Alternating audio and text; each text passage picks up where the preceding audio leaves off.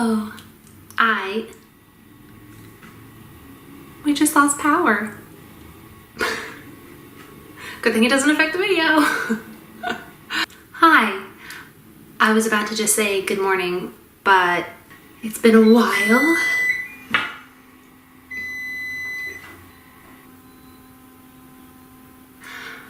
It has been a while since I did a vlog, video blog, that is, and I wanted to jump back into it because I'm finally getting into the swing of things post-mother, well, not post-motherhood, I'm still a mother, but you know what I mean, post-pregnancy and everything. So today I wanted to jump into it with the best way to apply lipstick for perfect fuller lips. I don't know if it's my complexion or it really is just my lips, but I don't have very defined lines. Like, you can't really see where my lips start and end and the rest of me is, and so I've always been looking for ways to figure out kind of how to achieve that fuller look, but without looking too fake or like I just got super Botox in my lips or something.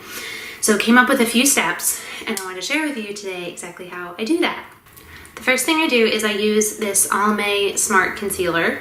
I've tried a bunch of different ones. This is just a drugstore one, and I honestly love it. It's really easy to use, and it does match my shade very well, which again with freckles is kind of hard to do. So again, Almay Smart Shade, that's my jam. And I just apply a little bit. So ironically, I'm sort of making my lips disappear even more.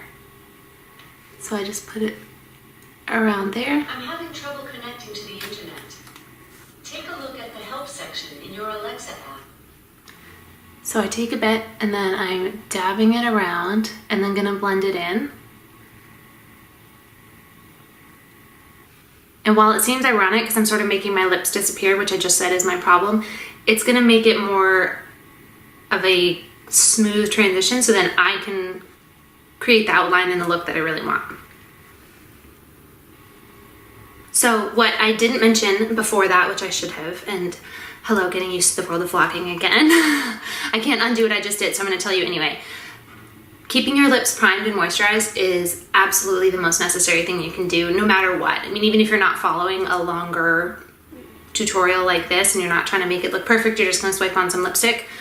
Two products I recommend, and by the same company, Fresh Beauty. This is a sugar lip treatment, and I just use it all the time, like lip balm. Either this or Burt's Bees is what I go back and forth with. And then this is another sugar option, and it's a lip treatment. So it has a funky little brush, and you just twist it out and then put it on your lips and let it sit there. You can do it any time of day, as many times as you want. It doesn't like plump up your lips. It's not one of those. It's a great option, and it sort of just keeps that skin fresh without being too harsh on it either. Okay, now that I have done the concealer, my second step is to take the RMS Living Luminizer, and I just touch a dab of it to your top lip, right there. Just in that little crevice, in that crease. What it's gonna do is it's actually gonna draw the light there, so it creates more of a shape whether or not you have one. But it's also just, it's part of the whole contouring thing, but this is just a very little piece of how to contour your face so that the lips look great.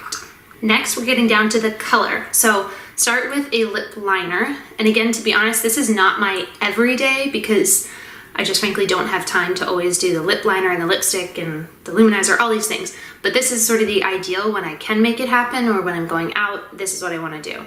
So I have MAC lip liner here in Beat, the color Beat. And then I'm gonna trace on the outside of the line of my lips. So it's not gonna go on the inside, like be a little bit more generous with yourself on this because I tend to be stingy and then my lips look really small and pursed. So I go a little bit outside the lines and create that look. And because we use the concealer, it works better.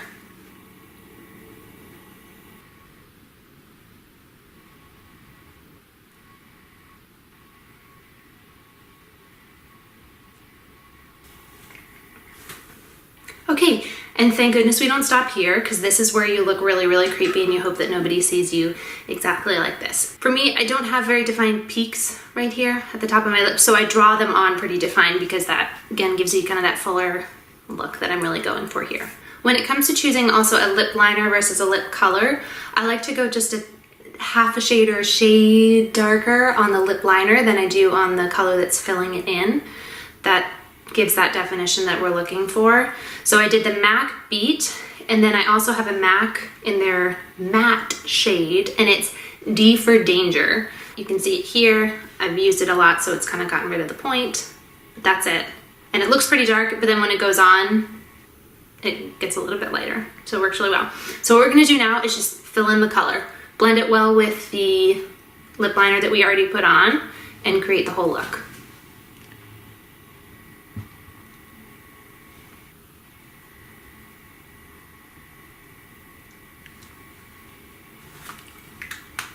Yes, this is a very va-va-voom shade, I realize that, but because it's a tutorial and a video, I wanted to make sure you could really see everything that I was doing. So this is kind of the brighter, I'm going out at night, or I'm just feeling very bold in the middle of the day and I want to do this too. The second to last step seems a little weird, and it was a little weird to me at first, but it works really well and it creates long-lasting wear no matter the type of lipstick you have on. Bare Minerals Mineral Veil. And it's a type of finishing powder, so you could use any other type of finishing powder. There's also a brand Ilia, I-L-I-A, and I've used theirs finishing powder as well. So it works, it's what sets the face. It's also called setting powder. And you can use it all over your face. It's sort of the last thing that you do. It can create a nice sheen, but what it does is it really helps set the lipstick and then give it a slightly more muted tone. So even though this is kind of a bold, crazy color, it's going to make it look that much more natural and like you've already had it on, not like you just swept it on and it's really, really overpowering your face.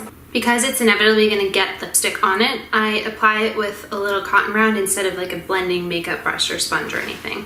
Just get a tiny bit on there. It's pretty translucent, so you're honestly not even gonna see much of it, and that's a good thing. And then you're just gonna blot it on.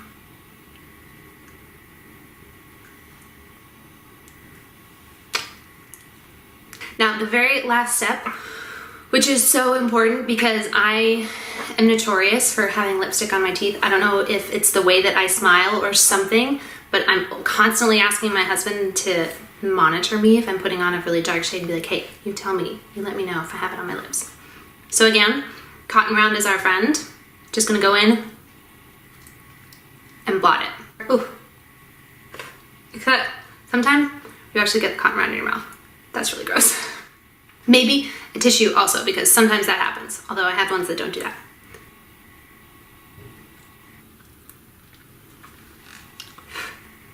Voila, there we go. So now we have fuller, more voluptuous lips, and whether you have a complexion like mine where the lips just sort of blend to the rest of your face, or if yours are really set apart and you can see the lines, it doesn't matter. This is going to look gorgeous. So we started with our Almay shade concealer, did a little blending, then you go to the luminizer on top, lip liner, lip on the inside with a lipstick, and then we're going to do the shimmer finishing powder and then blot it at the end. And there you go. That's so simple.